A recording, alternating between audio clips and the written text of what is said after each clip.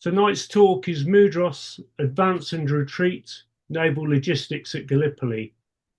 In the spring of 1915, Rear Admiral Rosslyn Wemyss was appointed by the First Lord of the Admiralty, Winston Churchill, to become Senior Naval Officer at Mudros to create a port to serve the Gallipoli landings. He created a port that would manage the arrival of many thousands of troops and ships of all types, from huge troop ships to small naval craft. In addition, he was charged with the planning of the naval part of the landing of all the troops and commanded a division of cruisers for the landings. In December, after the decision to evacuate the troops was made, he then organised the evacuation, which was a complete success, with the loss of only one man. His part in the campaign is virtually unknown, but without his organisational skills, the results may have been very different. Our speaker tonight is John Johnson Allen. He was a navigating officer in the Merchant Navy for 9 years, joining his first ship as an apprentice at the age of 16. Since retirement, after a second career as a chartered surveyor, he has gained an MA in Maritime History from the University of Greenwich. He is a Fellow of the Royal Historical Society, the Royal Institute of Navigation, and the Institute of Seamanship. He is the author of 6 books, has written papers for various historical journals, and has spoken widely to museums, academic institutions, and historical societies within Britain and the USA on aspects of maritime history. Okay, John, it's your turn to speak. Thank you very much, Warren. Good evening, everybody, and I hope you will enjoy what I'm about to say. From the outbreak of war, Rear Admiral Rosslyn Wemyss, known as Rosie throughout the Navy, had commanded a cruiser squadron patrolling the western approaches to the English Channel. At the end of this command, in February 15, he had returned to London on leave, but was immediately summoned to a meeting with Winston Churchill on the left there, who was then the First Lord of the Admiralty, which is a civil head of the Navy, to be told that it had been decided to force the Dardanelles, that the island of Lemnos was to be made the base of operations, that he wished me to proceed out there at once, the next day in fact, that I should probably be the governor of the island, then further orders would follow me immediately, which, by the way, they never did.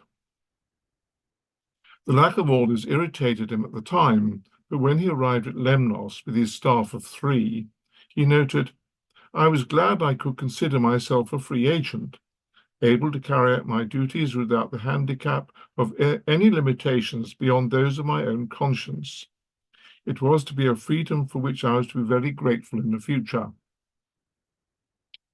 Before he departed, he was told that it was only the harbour and the town of Mudros, and not the whole island of which he was to be governor, and that 10,000 troops might be expected to arrive shortly, but beyond that, there was no information about any forthcoming plans for any combined operations.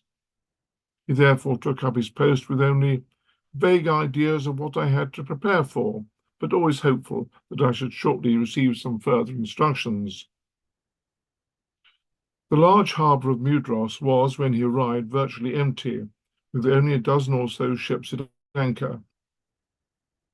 Rosie had visited the island many times in earlier years, and knew it well, but had not seen it with the eyes that now viewed it. For the operation of the port, he needed piers, cranes, and a supply of fresh water. None of these were available. All that Mudros had to offer was one small pier for the use of the local fishing boats, a huddle of houses, and the church. For him only to have authority over the town rather than the island was a major disadvantage, as he had to consider precautions against spies, secret agents, mischievous neutrals, babblers, and adventurers of all sorts. How this was to be achieved in a harbour, the larger portion of whose shores were not under my jurisdiction, in a town whose inhabitant owed no allegiance to the English flag, was a problem difficult of solution. There was one bright spot. I had received no instructions. I would ask for none and choose my own way to salvation or damnation. Rose's authority on the island, although appointed by London as governor, was, he found, tenuous, as the island had its own government officials and he had no legal authority to administer Mudros. In order to deal with the civic side of his duties, he acquired 2 more members of his staff. The manager of the Eastern Telegraph Company was sent to join him. He then acquired a secretary in the form of a civil servant from the Cyprus civil service who had a wide knowledge of the local languages, manners, and customs. On the operational side, of all the pressing problems, the most urgent was to ensure the supply of fresh water sufficient for the troops that would be arriving. The Admiralty had taken the advice in the Mediterranean Pilot, which is the hydrographic office guide, which stated that water was plentiful. There was indeed water in the hills above the town, but not in Mudros, and the time and labour required to bring the water down from the hills were not available. The problem was solved by water being brought in ships from Malta. Every ship that arrived from there brought water in her storage tanks, which proved to be adequate for the numbers that were to arrive. On March the 1st, only a week after Rosie had arrived, General Birdwood, commander of the Australian and New Zealand Army Corps, arrived at Mudros from Egypt, where his troops were encamped. From him, Rosie learned that the number of troops that might be expected was nearly 40,000, 4 times more than he had earlier been told. On the following day, he took the general to meet Vice Admiral Carden to discuss the course of events. Following that meeting and the receipt of other information, Carden telegraphed to London that, if the weather stayed fine, he could get his fleet through to Constantinople in about 14 days. Reconnaissance by minesweepers within the first 6 miles had not found any mines, and the countryside in the area around Cape Helles was deserted. However, this state of affairs would not last, as Turkish troops arrived in strength and drove off the British landing parties. The weather changed for the worse. Turkish howitzers moved into place and were shelling the minesweepers. These ships were North Sea trawlers, which had been pressed into service with their civilian crews. They had no objection to sweeping mines, but did object to being shot at, so they had to be replaced by naval personnel. Back in Mudros, 2 days after the meeting with Carden, the first troops arrived in the shape of 5,000 Australians. Of these, only 1,000 landed and made a camp. But remember, staying on their transports because of the lack of water for that number. 5 days after that, a French general arrived at Mudros and informed Rosie that French troops would be arriving shortly, and that he had been told that Rosie would supply them with their various requirements. It turned out to be more easy than he had anticipated. Once the areas for the camp were marked out, he was not called on further. The next contingent to arrive was the Royal Naval Division, 8,500 strong. They had been embarked in a state of confusion and haste, with the men, their stores, and their equipment scattered over a number of ships. The commander of the division, Major General Paris of the Royal Marines, had been told that his troops could be disembarked, reorganized, and then re-embarked at Mudros. Rosie advised both him and the Admiralty there were no facilities to enable this, and so the fleet of transports had to be sent to a port, such as Alexandria, with appropriate space ashore, where the necessary reorganization could be undertaken. This underlined for Rosie that the preparations for the campaign were not being undertaken methodically. He was able to take from that the state of mind he would find necessary to cope with it. His task of organizing the base continued, together with collecting the material elements necessary to run a large combined military and naval operation, which also continued apace, limited by lack of means and the necessary personnel. He'd been able to acquire boats and lighters from Piraeus, but then found that there were no naval personnel to supervise them, and the Greek seafarers who were hired proved to be unsatisfactory. The Greek naval officer who was in charge of the small naval party in the town accepted the British arrival, as he was in no position to be able to oppose any changes that were made. Initially cold as to the turn of events, he soon became a very helpful ally. Naval crews had been found for some of the minesweepers, as volunteers had responded to the call to replace the civilian crews. On March the 13th, during the night, a new attack was launched. However, the enemy lit up all the trawlers with searchlights once they had arrived in the minefield and then opened fire. The trawlers continued to sweep until only 3 remained afloat, the remainder sunk by gunfire. Their efforts could be seen when daylight came, as mines were floating down on the current and were exploded with rifle fire. As a result of the losses, minesweeping was from then done by day, with hope that enough would be cleared for the fleet to attack 4 or 5 days later. On Mudros, Rosie was finding that not having control of the whole island was creating problems. As a result of his meeting with the island's commandant and the bishop, a system of passes was created to restrict access to the area where the camps were located and to the town. The commandant had helped to create the system, but without much result, as passes were being issued indiscriminately, and one pass was issued knowingly to an enemy spy. This was just one of the issues by now fully engaging him, as he wrote to his wife Victoria. March 13th, 1915. My work seems to be as all-embracing as it is perpetual, from allocating land, adjusting compensation for damages, supplying water, urging lazy people to do some work, landing armies and organizing defenses, down to the ordinary squadron work. Nothing seems to pass me by.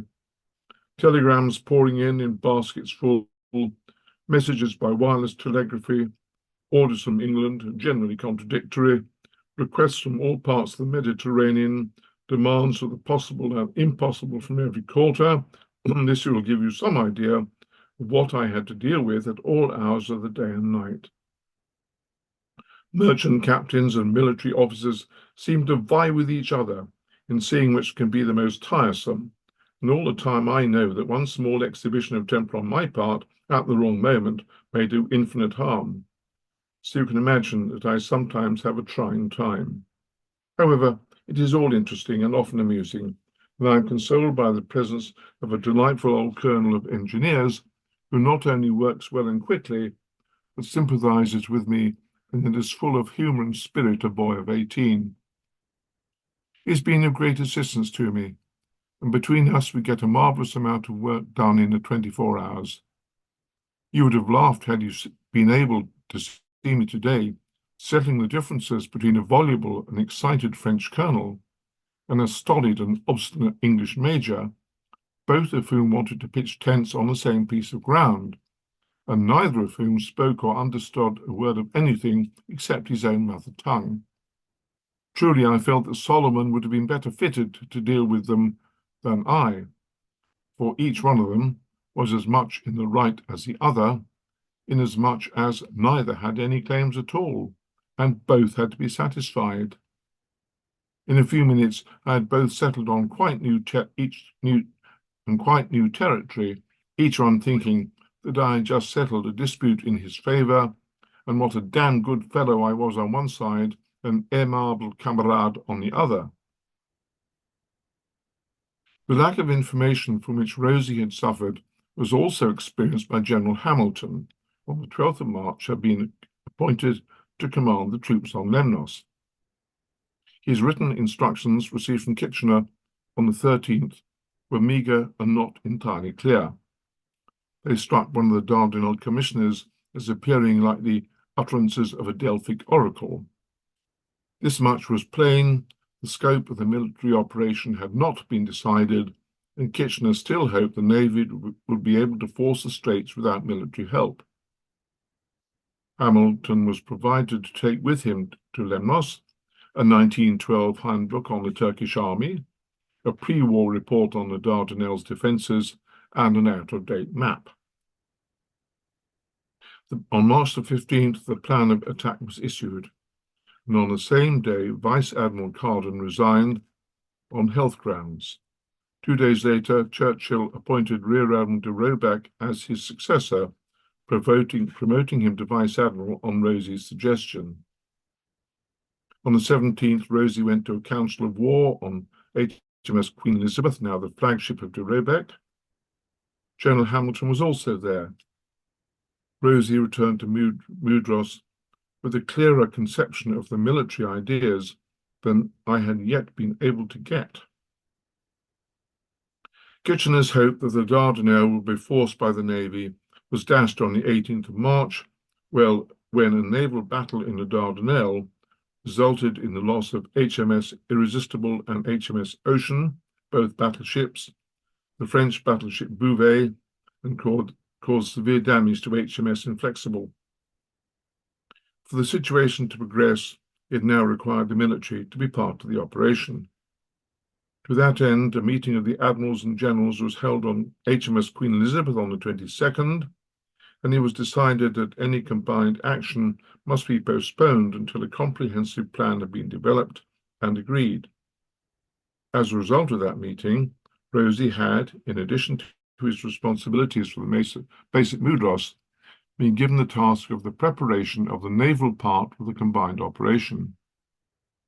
Until that plan had been agreed, Rosie's travails at Mudros continued unabated, as he wrote to Victoria on March the 22nd, 1915. I've had the very deuce of a time these past few days, gales of wind that have done much damage. The transports are so helpless and their captains equally so under such circumstances. Their boats get adrift, etc. What I hate is the amateurs that spring up on every side. Yesterday, the French wanted to haul 2 Italians out of a Greek steamer because they suspected them, probably rightly, of being newspaper correspondents. Imagine the complications that might have arisen. Luckily, I was in time to intervene. March 25th. Truly mine is a boisterous kingdom, so far as the weather is concerned, I should say, for the inhabitants seem peaceful and law-abiding enough. But the weather, an incessant gale for a week now, and it has done much damage. How my heart goes out to the ancient Israelites who had to make bricks without straw. If you could imagine what the fatuous authorities seem to expect from us out here, they seem to think that because we have the use of the harbour from the Greeks, and that I am here with the title of governor and senior officer, that they have established a base. Good God, I have nothing. But we struggle along, and I am surprised at the results we obtain and lost in the admiration at the resources of my people. In April, the task of working out the plans for the combined operations were commencing. The complications of landing an army of 100,000 men with all their guns, stores, and supplies, with a limited number of small craft in the face of an enemy who were determined to stop them, were huge. Once Rosie's plans for all the details of the landings were completed, he also became directly involved as, in conjunction with General Hunter Weston's 29th Division, he was commanding a division of the 1st Naval Squadron, flying his flag on the cruiser Euralius, along with 3 other cruisers, Minerva, Talbot, and Dublin, in addition to 3 fleet minesweepers. At a subsequent meeting,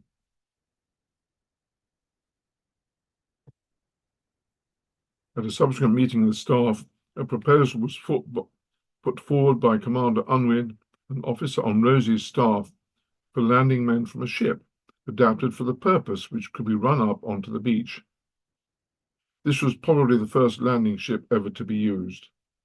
The proposal was not met by the staff with much enthusiasm, but Rosie saw the advantage that it offered.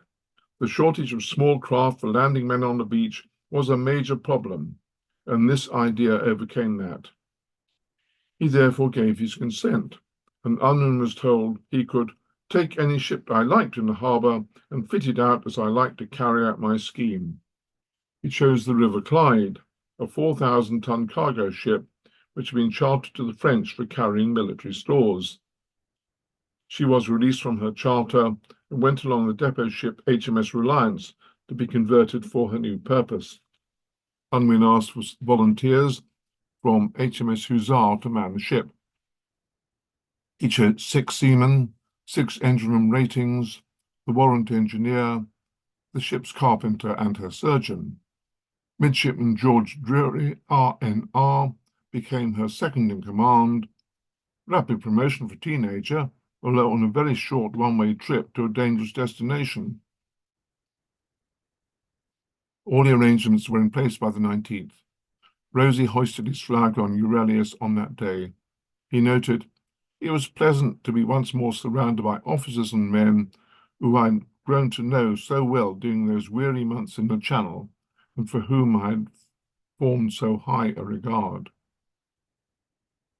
That morning, the date for the attack was settled for the 23rd, and that the first movements would start on the 22nd. However, the weather delayed the start for 48 hours, with yet another gale, so the preliminary movement started on the afternoon of the 23rd. The first transport to leave headed to Tenedos to anchor, followed by Euralius, Implacable, Cornwallis, and the River Clyde. As they sailed from Mudros, Rosie noted the change in the harbour from when he first arrived and found it virtually deserted. Now it was crowded with vessels of every description, men of war, hospital ships, tugs, lighters, and pontoons. This heterogeneous mash of shipping would have conveyed to the uninitiated eye an impression of disorderly profusion, but was in fact a composite whole, whose every unit was an organised integral part, ready to move at a given moment to its assigned station with full knowledge of the part it had to play in the forthcoming struggle. When they arrived at Tenedos, 2,000 troops and transports were transferred to the River Clyde. Rosie wrote to Victoria on the 23rd, "Tonight I feel a great load off my shoulders. The hard thinking work is over and finished, and tomorrow morning I shall be fit as a lark. In the meantime, my work is extraordinarily varied. I am still Governor of Mudros, where I left a locum tenens pro tem, landing or hoping to land the army, organising supplies for the troops, beside this commanding a squadron from this ship. Truly a multifarious business. It is wonderful experience, but I have good fellows all around me, and they all do well. We just want a little bit of luck, and we shall make history." Rosie on Euralius had weighed anchor at midnight on the 24th, and by 5:15 on the morning of the 25th was approaching the landing beaches. At that precise moment, the entire fleet opened fire, continuing the bombardment until the troops were approaching the beaches in their small craft. The landings on the beaches, which were designated as W and X, had been of concern to Rosie, but there were few casualties, and the beaches were secured by 8:30 a.m. However, on V Beach it was a different matter. The beach was gently curving, which made it easy to defend, with hills above from which fire could be directed down onto the beach from concealed positions. This was the beach on which the River Clyde, sailing through heavy fire from the batteries from both the European and Asian shores of the Straits, was to land her troops. She grounded at 6:30 a.m., but further out than was planned, as the beach, as I said, shelled more gently than expected. Nor did the lighters on which the troops were to transfer stay in their position alongside. To hold them in place, Commander Unwin, Midshipman Drury, and 5 others went into the water and held them in place for the troops to be transferred into them. All the while that this was going on, heavy rifle and machine gun fire from the shore was directed onto them. After standing in water up to their chests for over an hour, it became apparent after that time that landings from the River Clyde would have to be suspended, as the fire directed onto her was so heavy, any troops trying to cross to the lighters would have died instantly. The troops remaining on the River Clyde were landed when darkness fell, without further loss. After all the troops were safely ashore, Unwin and his crew then converted the River Clyde into a pier. The landings continued with heavy resistance. By the end of the first day, although none of the objectives had been taken, 30,000 men had successfully landed on the beaches. However, at 11 p.m. that night, General Hamilton was woken by his Chief of Staff. A message had come in from General Birdwood, commanding the Anzac Division, asking for permission to abandon their position. The beachhead at Gallipoli, I hope I've pronounced that correctly, with the Anzac troops had landed, was under a particularly heavy attack by Turkish troops left by Mustafa Kemal, to the extent that by nightfall the Anzacs had fallen back towards the coast and were pinned down. Birdwood, ashore with the two divisional generals, sent a message to General Hamilton. This, then, was the message that awaited him when he arrived in the dining room with Queen Elizabeth, where the staff were waiting. Having read the message, he asked one or two questions. Rear Admiral Thursby, who was an overall commander of the landings, told him that it would take several days for an evacuation to take place. In the middle of the discussion, a message came in that HM submarine AE2 had transited the Narrows and reached the Sea of Marmara. Hamilton then replied to Birdwood, "Your news is indeed serious, but there is nothing for it but to dig yourself right in and stick it out. It would take at least 2 days to re-embark you, as Admiral Thursby will explain to you. Meanwhile, the Australian submarine has got up through the Narrows and has torpedoed a gunback at Shannak. Hunter Weston, despite his heavy losses, will be advancing tomorrow, which should divert pressure from you. Make a personal appeal to your men and Godleys to make a supreme effort to hold their ground. P.S. You have got through the difficult business now. You only have to dig until you are safe." The Navy continued throughout to be fully employed, bombarding batteries which were firing on the ships, virtually all of which received direct hits, some causing some damage and fatalities. The strains on the ships was exacerbated by the numbers of men who were manning the small craft, tugs, and other vessels or ashore on beach duty, reducing the size of the crews to fight their ships. On May the 5th, he wrote again to Victoria, describing the situation. "I wish I could give you some idea of the sight that meets the eye from the deck of this ship. In front, that wonderful inhospitable shore, gradually rising to the great peak called Achibaba, the goal for which we are striving, the key to the situation which it is hoped to capture tomorrow. On the beach, thousands of men making roads and piers, unloading lighters with their freights of guns, ammunition, stores, etc. The low cliffs crowned by masses of horses, mules, men, tents, hospitals, all crowded because they have to be out of the range of possible shell fire. On the right, the entrance to the Dardanelles, with the magnificent Asiatic mountains in the distance. To the right and left, battleships and cruisers, which occasionally opened fire on points indicated from airplanes by wireless telegraphy. Behind us, clustered of transports, ships of all descriptions, from huge liners to the ordinary collier, and the whole surface of the sea dotted with steamboats of all descriptions, towing laden lighters to the beach and empty ones back. Today I've been busy writing dispatches, one of them recommending those 4 fine fellows from the River Clyde, Commander Unwin, Midshipman Drury, and Allison and Sampson, ABs, for the VC. It's a great pleasure doing so, but it is difficult to find a suitable language without being gushing. Information came in 2 days later that enemy submarines were now active in the Mediterranean. This changed the way the transport operation could be safely continued. A submarine boom was put in place at the entrance to Mudros harbour, and transports and supply ships which had previously been able to lie off the beaches to offload their cargoes now stayed within the harbour, and everything was shipped into smaller vessels, of which there was still a shortage, for onward delivery to the beaches.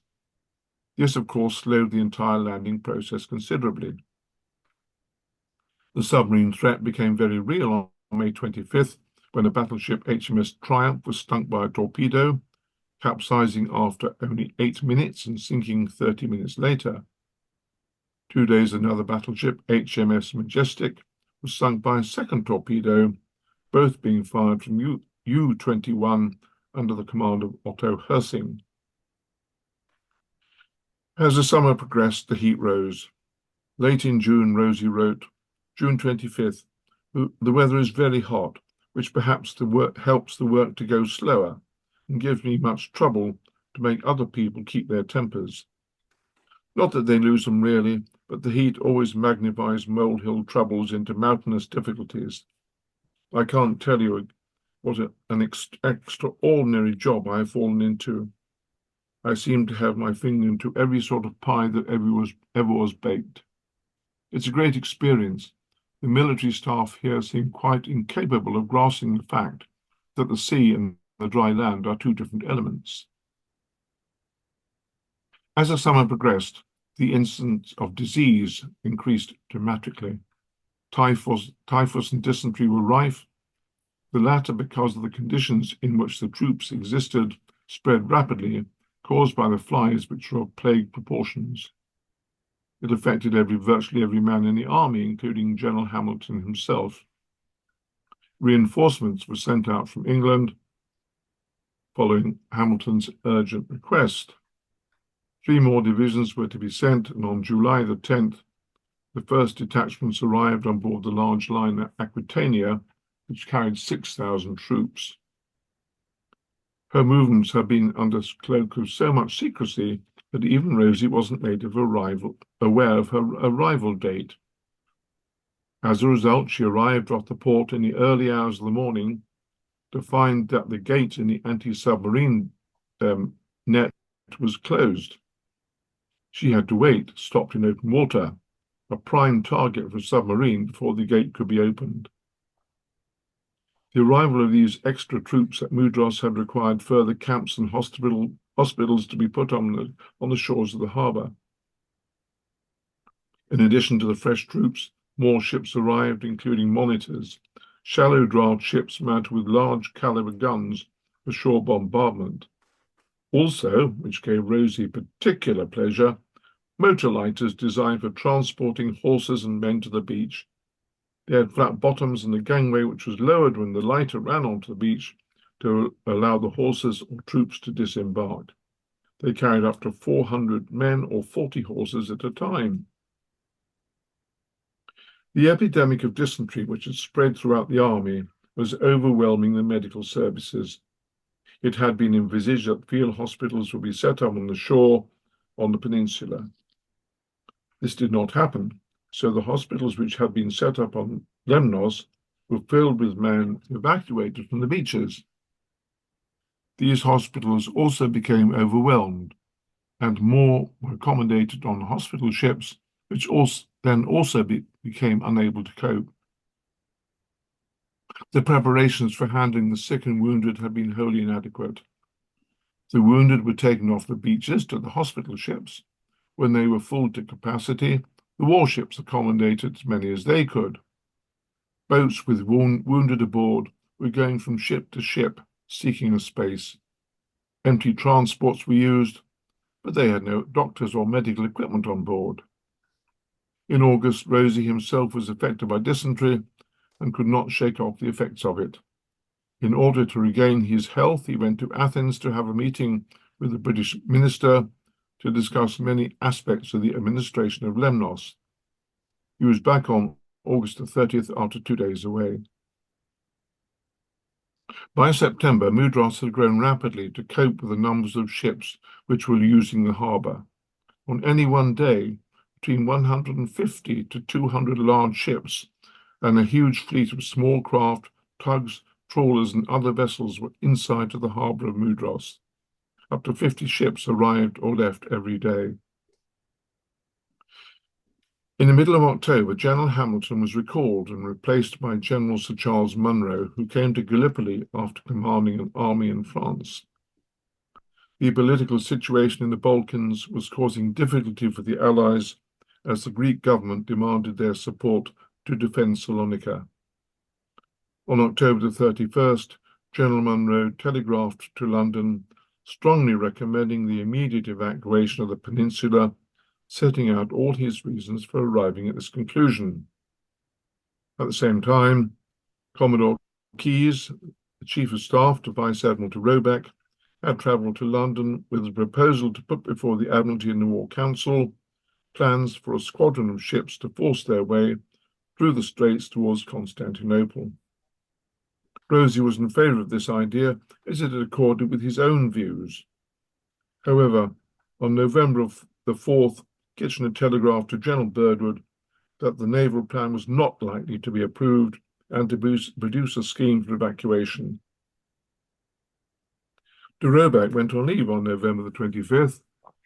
Rosie wasn't informed until the evening before that he would be taking over overall command, although whether on a permanent or temporary basis wasn't made clear. With the enthusiastic assistance of Commodore Keyes, he then set out the plans for a naval attack, which he put to General Munro, who, it became clear, had little faith in the Navy's ability to effect major progress. The case for a naval attack suffered a further and major blow when on November the 26th a violent gale blew up, which lasted for 3 days and caused major damage to shore facilities from the wrecking of many small craft and lighters. Despite the detailed plans for the naval attack being presented to him, General Munro's views were unchanged.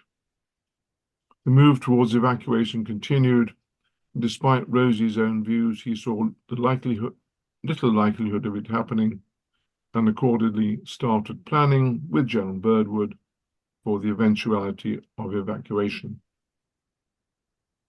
On December the 2nd, he was promoted to acting Vice Admiral.